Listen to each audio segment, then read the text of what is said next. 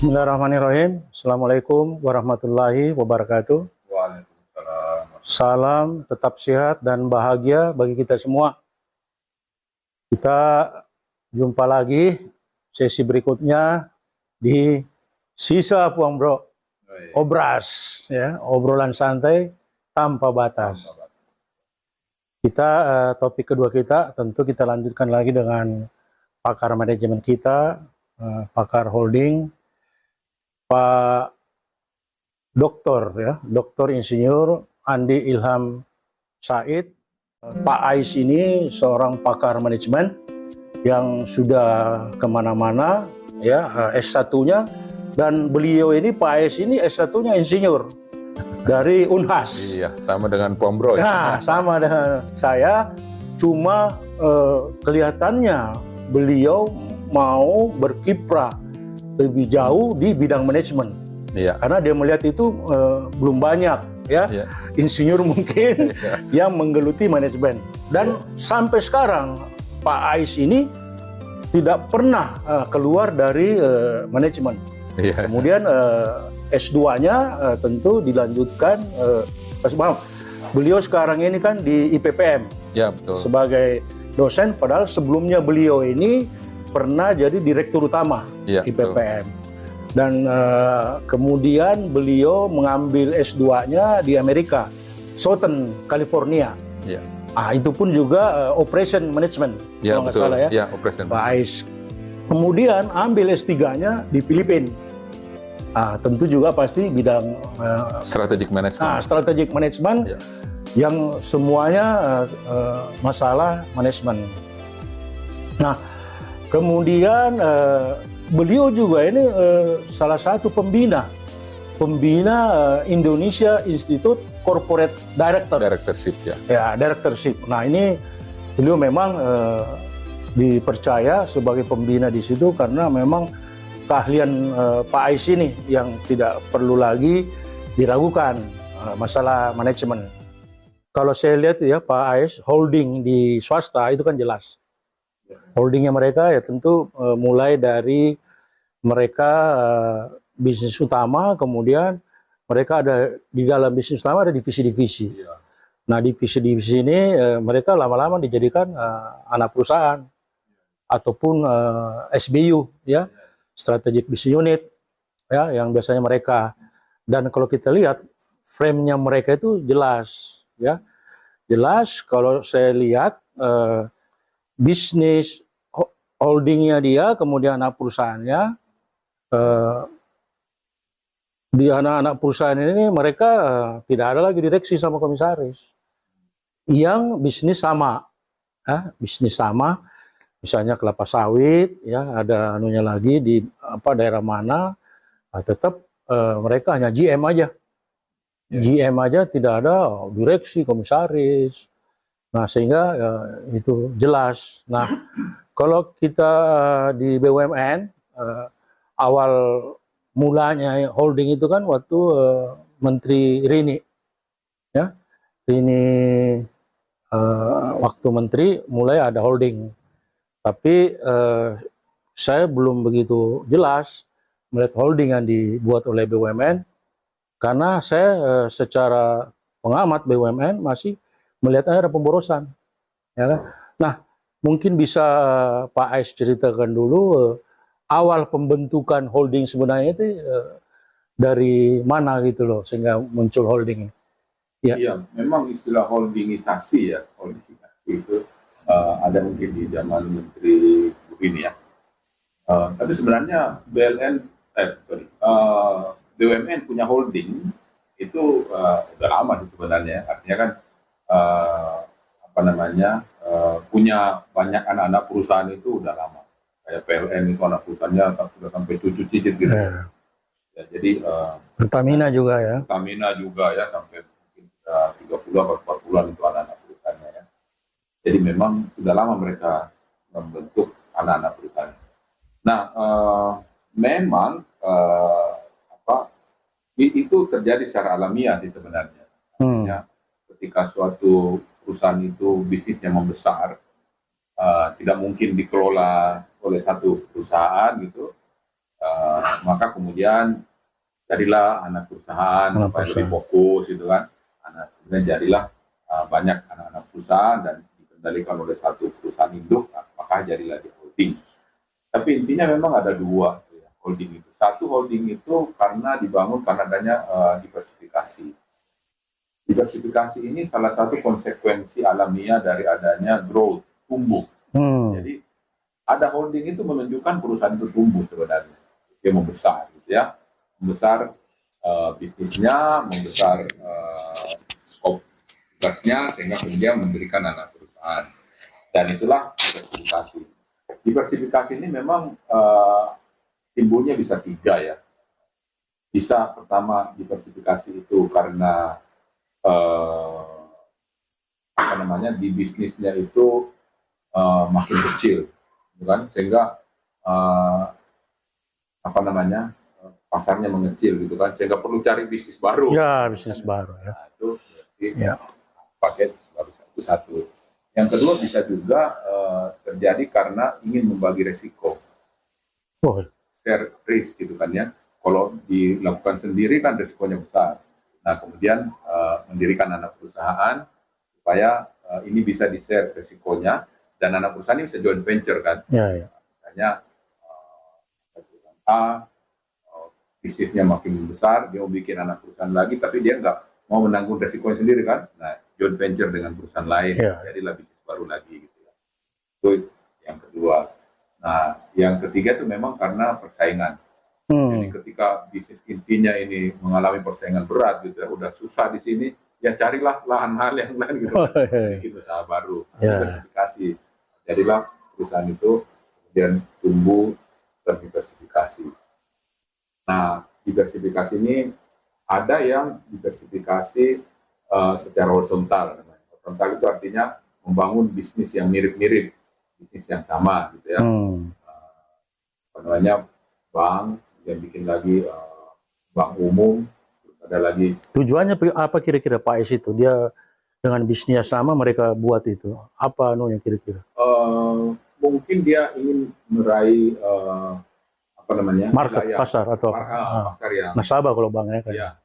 Ya, pasar ya. Ya, bisnisnya sama-sama perbankan, tapi ini khusus untuk syariah misalnya. Oh, oke. Kan itu kan bank juga. Bank juga, cuma namanya syariah. Syariah, jadi mungkin marketnya beda targetnya gitu ya. Ya, jadi bank masuk ke fintech gitu kan ya. Perusahaan itu sendiri lagi nih fintech. Bank multi finance ya. Multi finance, asuransi gitu, gitu. Jadi nah tentang tadi adanya sinyalemen ya tadi bahwa nambah-nambah direktur aja gitu. Nambah holding anak perusahaan, kemudian nambah direktur, padahal yang dilakukan sama, kenapa nggak divisi aja gitu. Itu ya. Ini memang suatu pemikiran ya. Tapi intinya begini, perusahaan itu melakukan holding dengan tujuan satu sebenarnya, yaitu bagaimana meningkatkan nilai. Nilai itu adalah benefit ya. Benefit dibagi dengan cost. Itu kan nilai, rumusnya kan, nilai sama dengan manfaat, benefit dibagi dengan cost. Jadi nilai itu naik kalau manfaatnya tinggi, cost-nya rendah, kan? Atau manfaatnya tetap tapi cost-nya turun. Nah, ini namanya efisiensi, gitu kan ya. Tapi kalau cost-nya lebih tinggi, jadi nilainya nggak tercapai. Iya. Benar tadi Pak Bro mengatakan, kalau ada perusahaan melakukan holding dan ternyata kemudian malah cost-nya naik, manfaatnya tetap, nah itu namanya pemborosan. Jadi artinya menghasilkan. Clear dari nilai itu ya. Jadi nilai itu macam-macam sih. Nilai itu bisa jadi laba, ya kan? Nilai juga bisa berarti kecepatan, jadi lebih cepat pelayanannya. Bisa juga kualitas. Dengan holding kualitasnya lebih baik. Dengan holding dia lebih cepat. Bisa juga produktivitasnya naik dengan holding, gitu kan? Jadi itu nilai.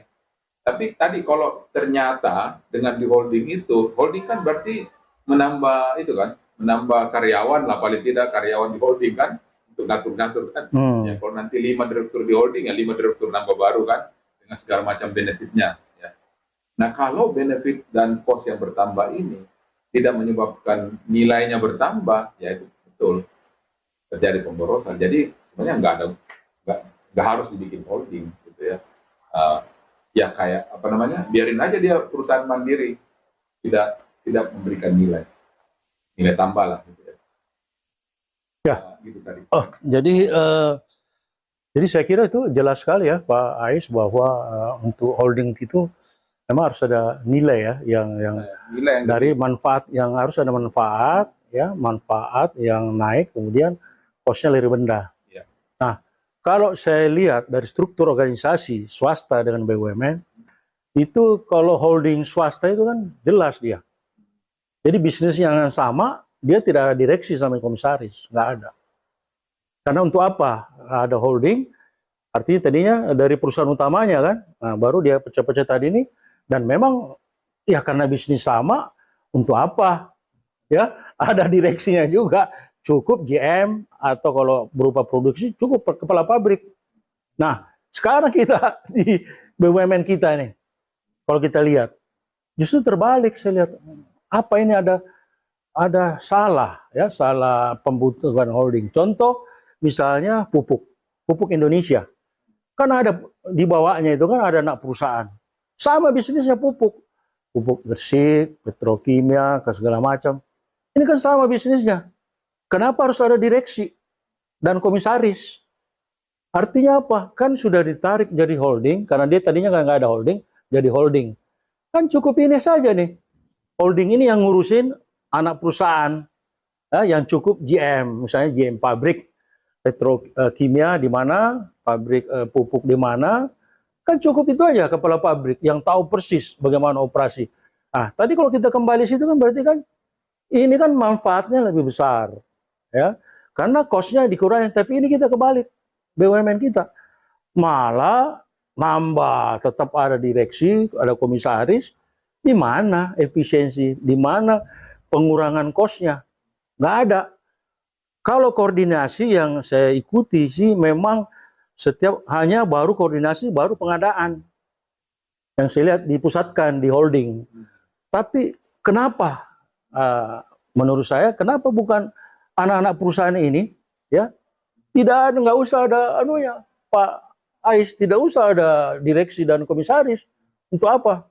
Gimana kira-kira Pak Ais melihat ini? Kan kalau kan kita lihat dari apa, efisiensi, dari manfaat yang besar, cost yang kecil, nilai tentu akan besar. Nah sekarang kalau cost-nya sama, dan ada satu hal yang saya lihat, pemerintah BUMN ini dan Menteri Keuangan ini, atau mungkin ya Kementerian BUMN hanya melihat dari aset.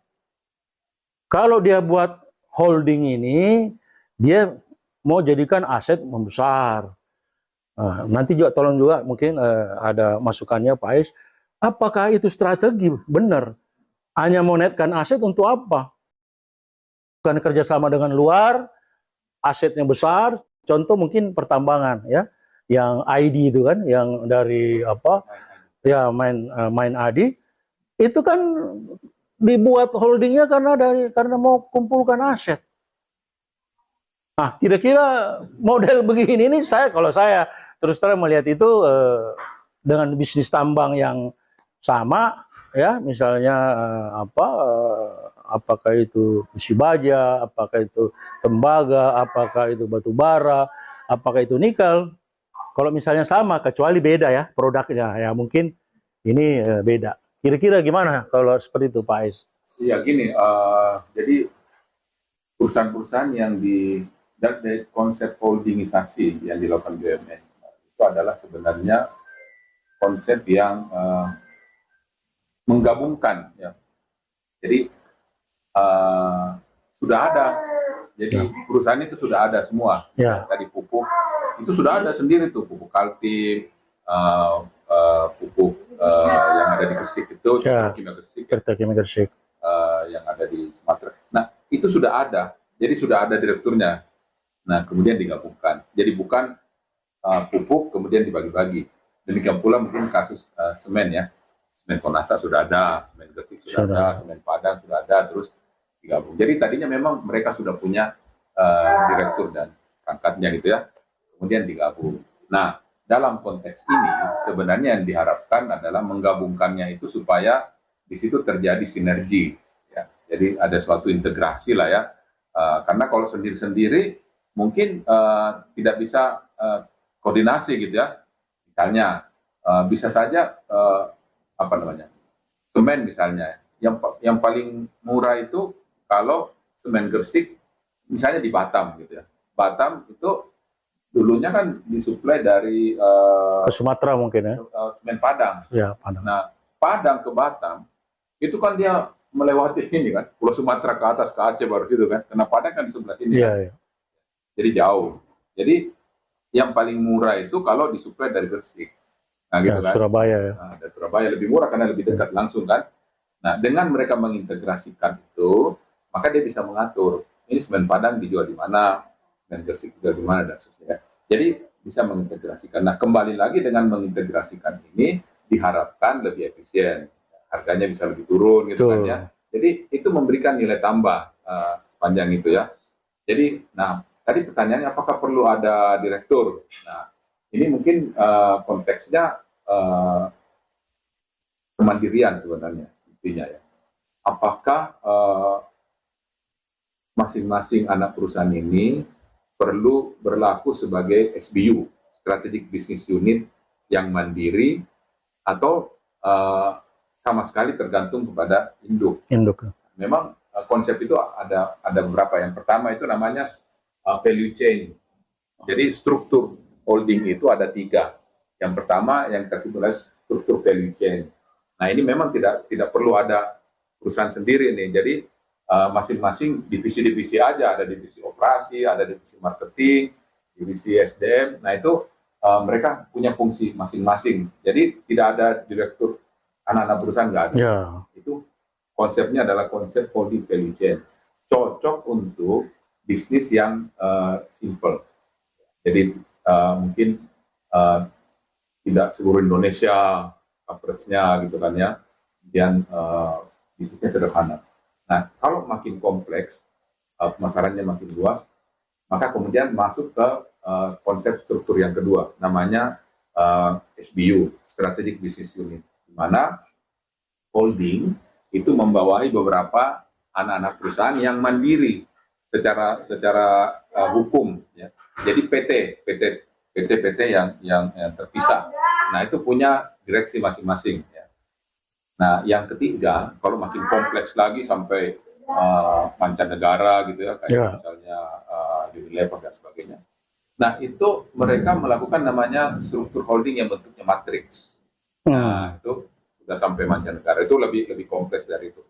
Nah, mana yang kita pakai itu tergantung tadi ya, semakin kompleks semakin cara matriks.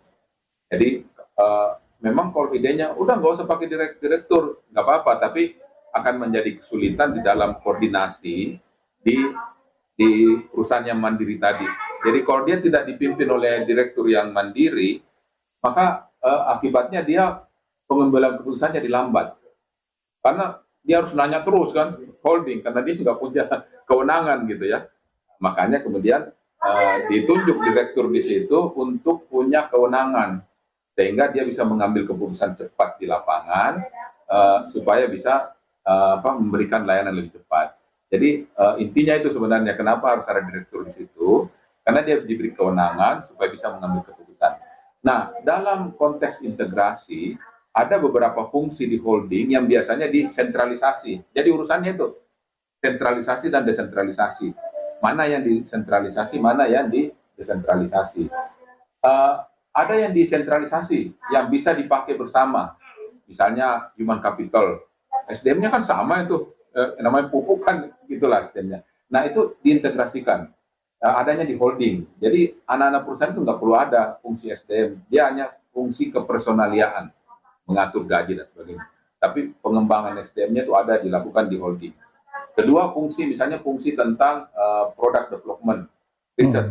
Nah itu mungkin tidak perlu di masing-masing karena sama aja kan, semen pupuk sama aja. Nah itu di holding aja. Nah nanti ada inovasi baru itu dilakukan di holding, nah baru disampaikan ke anak-anak perusahaan. Nah itu dilakukan misalnya di Unilever. Unilever itu product development es krim Magnum Itu kan dilakukan di sana, di Eropa gitu kan. Nah, baru kemudian dikasih rumusnya ke Indonesia, ini kalau bikin Magnum kayak gini, kayak gini ya dibuat itu. Jadi ada suatu proses sentralisasi dan ada desentralisasi, gitu ya. Makanya kemudian ada direksi gitu. Jadi menilai apakah perlu direksi atau tidak itu lebih kepada apakah ada kewenangan yang harus dilakukan di tingkat anak perusahaan itu yang sifatnya mandiri.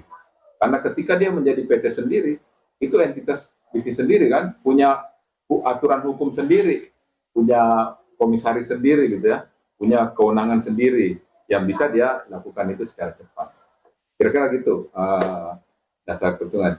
Tapi ujung-ujungnya tadi betul nilai. Ya. Kalau ada direktur tidak menambah nilai, tidak lebih cepat ya. Ya. Nah, itu yang justru itu yang saya Pak Ais ngelihat adanya tadi itu bukannya yang dicari itu efisiensi kan, artinya mengurangi biaya. Jadi kan holding ini kan menambah kan, direksi komisaris di holding kan udah tambahan. Nah mestinya di bawah ini kayak contoh tadi pupuk, semen, perkebunan, kemudian tambang. Karena setahu saya ya GM-nya mereka itu yang bisnis sama itu udah hebat-hebat semua. Mereka sudah hafal benar apa itu produksinya dia. Jadi cukup di holding kalau menurut saya yang ada direksi komisaris. Saya yakin pasti akan cost jauh lebih berkurang. Bayangkan kalau 5, misalnya perusahaan nih yang sama sudah nggak ada komisaris direksi. Orang anu juga bisa tahu, pasti cost-nya turun. Karena kan cuma satu. Nah, tadi yang bilang tadi ada yang sentralisasi, ada yang desentralisasi. Terpusat misalnya bagian logistik misalnya. Contoh misalnya semen. Semen untuk pengadaan batu bara ini di handle langsung di holdingnya. Jadi tidak di handle lagi oleh masing-masing. Misalnya semen Padang, kemudian Tonasa, semen Gresik. Setiap pengadaan apa yang dia alunkan mereka selalu dilaksanakan di pusat. Saya kira ini benar, sangat benar. Cuma yang kita melihat ada pemborosan, kenapa ada direksi, kemudian ada komisaris. Cukup GM saja. Karena mereka ini, qualified, saya tahu mereka kehidupannya di pabrik, tahu persis apa yang dia butuhkan. Nah, apalagi kan sekarang Pak Ais, komunikasi ke sekarang kan lebih singkat lagi dengan teknologi, apa yang kita mau sampaikan kan cukup main email aja udah langsung kebaca semua direksinya. Oke, lakukan ini. Jadi di tangga sana tinggal kebijakan.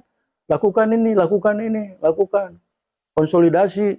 Nah, contoh tadi misalnya semen, ya kalau menurut saya itu sih bisa diatur di holdingnya, Pak Ais kan.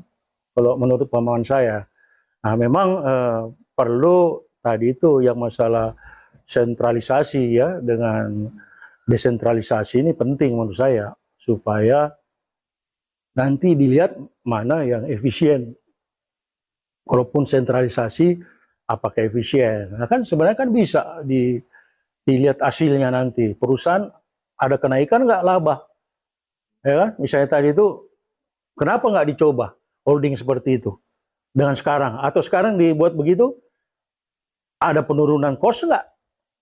Kemudian naik revenue misalnya, ataupun tadi itu manfaatnya naik. Sehingga ya nilainya sangat bagus. Nah, jadi itu yang saya sebenarnya yang sangat perlu menurut saya didiskusikan ya, diskusikan karena tentu tadi kan proses menjadi dia anak perusahaan, apakah SBU saja cukup atau divisi saja misalnya. Kalau di swasta itu lebih banyak kemungkinan seperti itu. Kalau BUMN kita kan sudah jadi anak perusahaan. Nah, di banyak sekian anak perusahaan juga BUMN ini kan setahu saya dulu itu Pak Ais itu juga ada pengelompokan. Kalau misalnya dia ada join perusahaan lain misalnya, karena kalau BUMN ini kan minimal kan 50% ya sahamnya. Nah, itu kan Persero dia BUMN. Tapi di apa di bawah ini kalau 50% lebih, dia usaha patungan, ya kan? Yang saya tahu dulu waktu. Jadi kalau ini sehingga kan makin banyak ini kan perlu nanti dievaluasi lagi. Apakah juga ya anak-anak perusahaan ini bisa seperti itu? Contoh yang saya lihat yang bagus, yang kalau kita bisa bandingkan, yang holding yang bagus itu industri strategis. Jelas kita lihat itu di situ beda-beda produknya. Dia holdingnya ditunjuk PT Land Industri ya sebagai holding ya industri strategis ini, industri angkam. Nah di bawah ini kan beda-beda. Nah ini wajar kalau itu ada direksi, ada komisaris karena memang jualannya beda, produknya beda. Misalnya PT Dirgantara Indonesia kan bisnisnya pesawat. Kemudian PT PAL Surabaya bisnisnya kapal perang, nggak ada hubungannya ini. PT Pindad senjata dan peluru. Kemudian Krakatau Steel, industri baja. Kemudian Dahana bahan peledak, kemudian yang lain-lain ya Inka kereta api. Nah, saya lihat ini yang benar sebenarnya holdingnya ini industri strategis karena jelas mereka beda bisnisnya. Tapi kita kalau saya bandingkan dengan pupuk, semen dengan yang lain, kok bisnisnya sama? Kok tetap juga ada direksi dan komisaris? Gimana kira-kira Pak Ais yang sebagai yang memang mengamati terus ini direksi, komisaris. Apakah ada penguculan juga atau bagaimana? Kalau dilihat. Sebenarnya sih memang perlu dikaji lah ya. Nah, saya kira itu yang tepat sekali. Ya, apakah memang ada nilai tambah di situ? Ini yang penting nilai tambah. Karena itu tadi ya bisa jadi memang betul ya elemen Kombro tadi ya bahwa justru kalau tidak ada direktur di situ tidak ada gaji direktur lah ya, dengan segala macam fasilitas sehingga bisa komisaris juga bisa ada turun gitu ya dari segi benefit itu ya versus apakah dengan adanya direktur di situ yang ada gajinya lagi kan ya itu keberadaannya itu bisa membuat organisasinya lebih cepat, lebih inovatif, lebih efisien gitu kan ya. Jadi memang harus ada kajian lah ya. Kajian, ya. Intinya sih itu tadi nilai tambah. Tapi kan peluang buat Pak Ais ya, kalau diminta tolong mengkaji nih. Sebagai pakar manajemen kan sudah ahlinya ya kan. Kan siapa tahu ya kita kan nggak tahu tiba-tiba dipanggil Menteri BUMN, coba deh lu kaji nih dari segi nilai tambah, ya kan? Wah, ini kan bisa memberikan kontribusi kepada pemerintah. Ya, kan sebenarnya sih kadang-kadang juga, ya prinsipnya kan prinsip ekonomi aja sih. Jadi holding menggabungkan suatu perusahaan SPU ya dalam suatu perusahaan itu pertimbangannya sih ada pertimbangannya ya. Rumit itu satu yang kita sebut sebagai business logic. Jadi kita mau menggabungkan perusahaan itu masuk ke dalam holding karena secara bisnis memang perusahaan itu menarik. Gitu. Perusahaan yang menarik secara bisnis itu dua pertimbangannya. Satu, pasarnya atraktif. Jadi memang pasarnya itu pasar yang menarik. Berubah-ubah gitu. Mau banyak peluangnya banyak. Gitu. Pasarnya sedang tumbuh. Jadi misalnya rumah sakit gitu kan digabung-gabung tuh. Ya. Gitu. Karena kan farmasi juga kan digabung-gabung. Itu karena melihat bahwa rumah sakit ini sebenarnya masih industri yang tumbuh terus gitu ya. Artinya jumlah rumah sakit masih sangat dibutuhkan. Itu yang pertama. Jadi dari segi bisnisnya. Yang kedua, perusahaan itu di holding dan dengan pertimbangan added value, nilai tambah. Jadi kalau kita gabung dia memberikan nilai tambah, artinya bisa memberikan efek sinergi dengan kita menggabung. Misalnya contoh tadi rumah sakit ya. Dulu rumah sakit itu kan masing-masing dibawa induknya masing-masing. Misalnya nih, Pelni punya rumah sakit, gitu kan. Betul. Pertamina punya Punya rumah rumah sakit. sakit. Apalagi kan oleh BUMN kemudian digabung. Nah, ketika si rumah sakit ini dibawa Pertamina, dibawa Pelni, dia nggak bisa besar-besar, gitu ya, nggak bisa bersaing dengan apa rumah sakit Umum. internasional yang Ya. baru datang tapi langsung gede kan, Iya. karena dia lebih lincah, lebih Ya. cepat. Kalau dia dibawahi oleh induknya yang sebenarnya bisnisnya bukan rumah sakit, maka apa namanya ya, pemahaman induknya terhadap bisnis rumah sakit itu tidak cukup kuat gitu. Apa mungkin karena Pelni karena banyak karyawannya jadi banyak Nah, ya gratis. kayak Pertamina banyak karyawannya, ada yang gratis berobat. tidak Nah, bisa nggak bisa dia kencang, kan? melakukan development yang gesit Iya, ya. Oh. udah gitu dokter-dokternya juga Hmm. nggak di sekolahin, ngapain kan induknya Pertamina itu kan. Nah, sementara rumah sakit ini Swasta luar biasa mereka. gitu, Ya bukan betul. ini. Jadi dia berada di tempat yang tidak tepat, gitu kan. Makanya dia kemudian oleh BUMN ditarik nih, disatukan semua jadi holding rumah sakit semua. Nah, diharapkan dengan begitu terjadi nilai pertambahan nilai kan. Iya, iya, Ya, ada benefitnya lah. dokternya jadi lebih profesional, ya. Kemudian alat-alatnya juga bisa Sharing lah. sharing, belinya juga banyak kan. Sekaligus ya Sekaligus bisa murah, dapat kan? murah. Nah, ya. Itu jadi dengan dia digabungkan itu memberikan nilai tambah. Jadi konsep added value. Yang ketiga itu namanya konsep pasar. Ini mungkin di BUMN tidak terlalu banyak dipakai ya. Tapi konsep pasar ini bagaimana kita menggabungkan perusahaan yang nilai pasarnya itu ternyata lebih rendah dari nilai bukunya. Banyak tuh perusahaan gitu kan. Perusahaannya hebat nih, tapi nilai sahamnya rendah.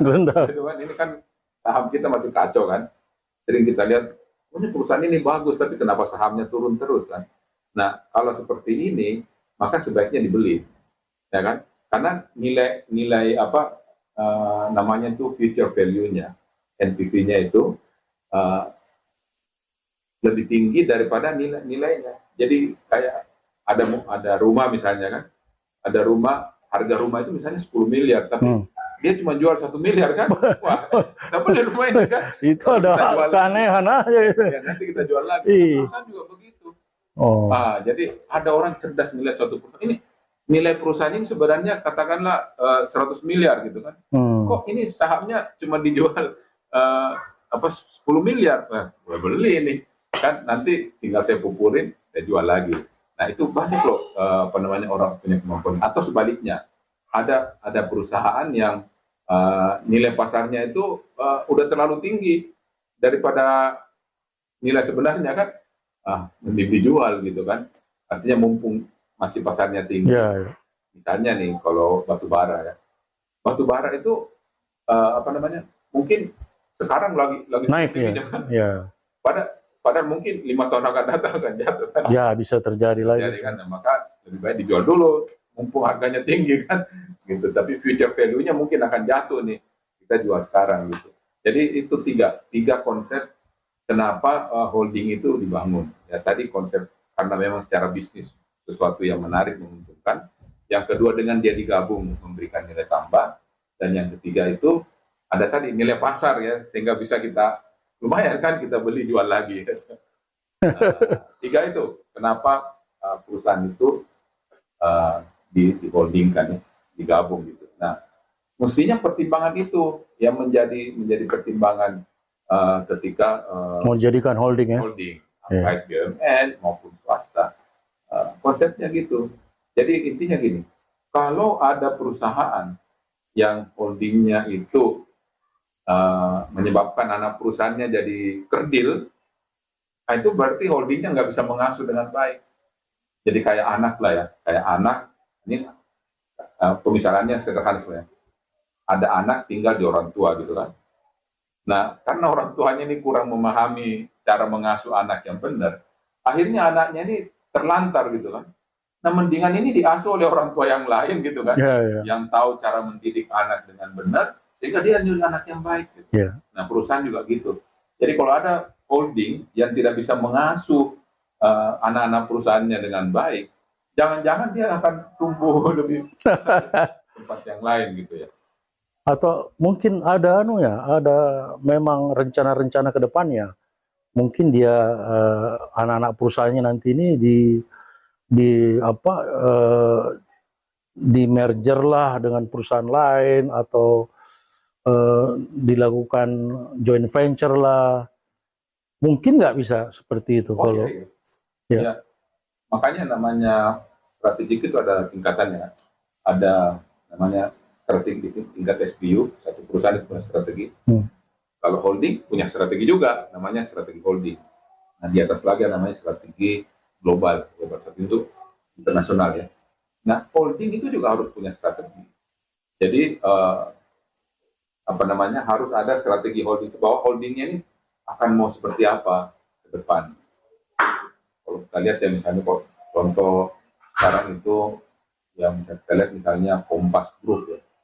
Itu kan udah jadi konglomerat tuh Kompas kan, dengan holdingnya kan di situ ada TV, TV-nya udah berapa macam Gramedia, kemudian ada lagi koran gitu, cetak ada. Kemudian dia juga mengelola tempat-tempat juga, event. Ada juga hotel ya, ada pabriknya juga tuh. Dia mengelola juga apa tuh yang istana-istana juga itu Kompas tuh, grupnya. Iya. Nah itu kan sudah menjadi holding itu ya, holding yang sangat besar ya, punya strategi. Saya kira di holdingnya ini holding ini ke depan mau seperti apa, gitu kan? Nah memang konsepnya mengatakan itu bahwa holding yang benar itu adalah holding yang bisa fokus. Ya. Jadi biarpun perusahaannya banyak gitu ya, dia harus tetap punya fokus. Gitu ya. Sehingga anak-anak perusahaannya itu semuanya bisa memberi nilai tambah gitu. Nilai tambah, untung. Hotel gitu kan. Kita mikir gini, apakah dengan adanya hotel di Santika ya, Kompas itu kan, apakah Santika ini dengan di bawah Kompas dia menjadi lebih baik, menguntungkan lah, menguntungkan dengan dia berada di grup itu. Kalau menguntungkan berarti benar. Tapi kalau ternyata gara-gara dia di situ dia tidak bisa berkembang, kayak contoh rumah sakit Pertamina tadi misalnya gitu ya, maka mungkin lebih baik dikeluarin aja dari holding gitu kan. Dia akan berdiri sebagai hotel sendiri yang nantinya akan besar. Pertamina kan ada rumah sakit, ada hotel juga kan, Patra itu kan. Ada tiga hal utama holding itu kan. Karena memang makin membesar dia, kemudian SBU, kemudian ya memang lebih ada inovasi kan yang mau dikembangkan. Saya kira itu Pak Ais, luar biasa nih waktunya Pak Ais, meluangkan waktunya kita sambil minum, kita diskusi dua topik yang sangat penting. Saya kira luar biasa topik kita, mungkin sih banyak yang pernah lakukan, tapi kalau ini kan lebih spesial kita lah, lebih ke langsung to the point, ke manajemen itu apa yang jelas, karena ini pakarnya yang menceritakan, bukan hanya teori tapi sering juga melakukan memberikan pencerahan di perusahaan-perusahaan, di BUMN, malah juga kan direksi BUMN juga sering di-fit juga and proper ya kan, kompetensinya, dan ini sering diminta masukannya. Saya kira ini jarang ya kita bisa mendapat pencerahan, edukasi mengenai manajemen. Kemudian tadi kita bicara masalah holding. Nah ini kan jelas ya, holding itu kayak apa, apakah itu super holding, super holding, kan jelas bahwa holding seperti itu. Sebaiknya dikaji masalah tadi itu nilai tambah ataupun nilai benefit harus lebih tinggi daripada cost. Jangan kebalik, cost-nya lebih tinggi daripada benefitnya. Tadi apa namanya? Value. Value sama dengan benefit dibagi cost. Iya, artinya kalau cost-nya lebih tinggi daripada benefit, pemborosan. Ini yang satu. pemborosan. Ngapain kita buat kayak begitu? Ya, holding kita kan mau cost-nya kecil, benefitnya banyak karena tadi itu ada sentralisasi yang dilakukan, ada desentralisasi yang memang tidak bisa karena mungkin dia langsung berhubungan ke masyarakat, ke klien pembeli. Saya kira itu Pak Ais, terima kasih lagi waktunya. Ya, sudah kita diskusi cukup panjang, sangat optimal, sangat menurut kami tim kami ini dari sisa Pombro luar biasa. Ya. Digital sudah banyak bicara. Ya, ini pasti Pak Ais yang suka melakukan penelitian, suka melakukan survei. Tentu ada hal-hal yang penting nanti disampaikan. Saya kira terima kasih. Wassalamualaikum warahmatullahi wabarakatuh.